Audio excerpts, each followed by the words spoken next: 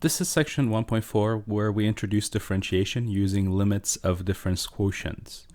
So we already worked with the difference quotient a couple times, and as a matter of fact, in the last video of the last section, I told you that we're going to be putting a limit in front of the difference quotient, and that's what you're seeing in front of you on this page.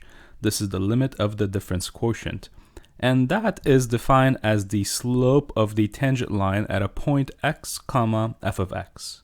So let's break that sentence down and talk about what each one of those words means, right? So what is the slope of the tangent line and what is this limit that we're talking about?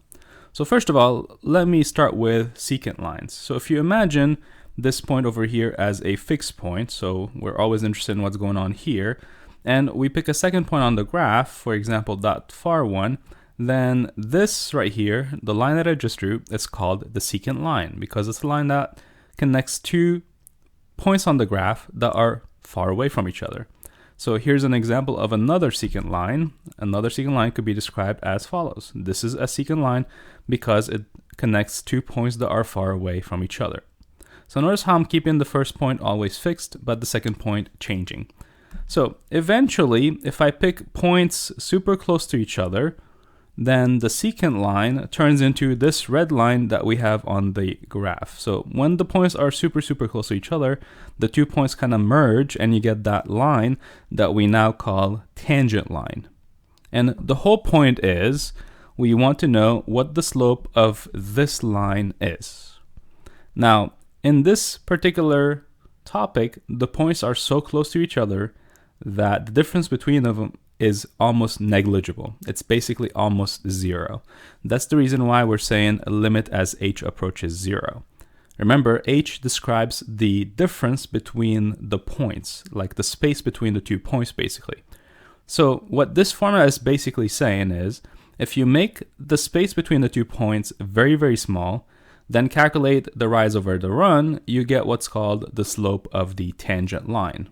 And this is also known as the instantaneous rate of change.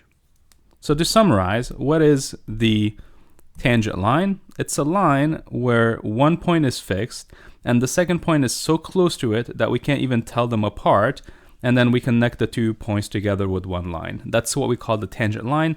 And for the rest of the semester, we're pretty much interested in what the slope of that line is. Okay, why do we care?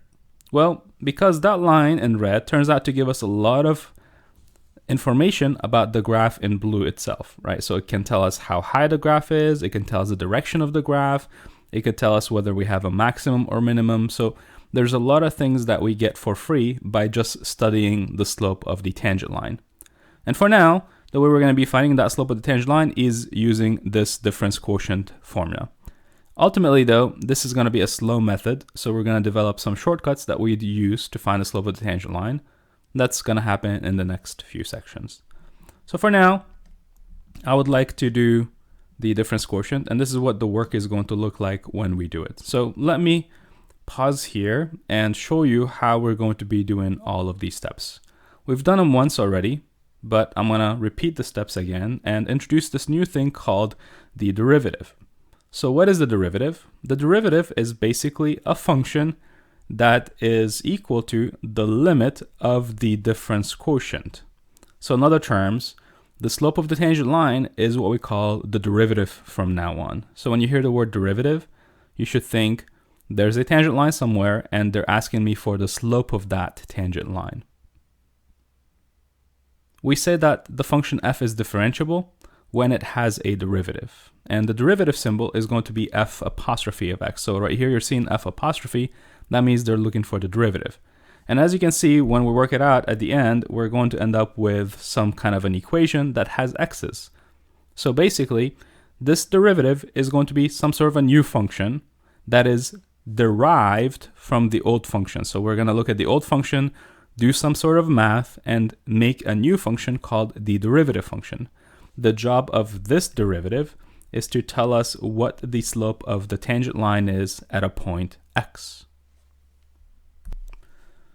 So let us take a look at how to find the derivative ourselves. So first of all, again, the symbol for the derivative is going to be f apostrophe, and the apostrophe goes between the f and the parentheses x, and that's the name of the derivative, which is a new function derived from the old function. So the way we find the derivative is by doing the following. F prime of x is going to be the limit as h approaches 0 of something what we call the difference quotient. So the difference quotient is f of x plus h minus f of x, all divided by the h. So again, the way it works is like this. You start with the limit as h approaches 0, and you're going to have f of x plus h going first. So this x plus h means that you're going to go to the function f and replace all the x's with x plus h. So normally the function f says x squared. We're going to replace the x with the letters x plus h. So that first part is pretty much finished. So the f of x plus h notation just means x plus h, the whole thing squared. Then we have a minus in the middle. We're going to throw that minus in the middle again. And then it says put the function f of x. So the function f of x is the same one that they gave us in the problem, which is in this case x squared. And it's all going to be divided by dh. So at this point in time, you're going to have to do a lot of algebra to break everything up and simplify the expression. So you're going to have to FOIL some things, maybe on a scratch paper, maybe not. But anyway, when you FOIL the things that we call x plus h squared, you get x squared plus 2xh plus h squared. Then you have the minus sign that was there, and then you have the x squared at the very end. And it's all divided by the h. You know you're doing this right when all of the x terms cancel out, and the terms that remain will have an h in them. So like, for example, this x squared and this negative x squared will go away.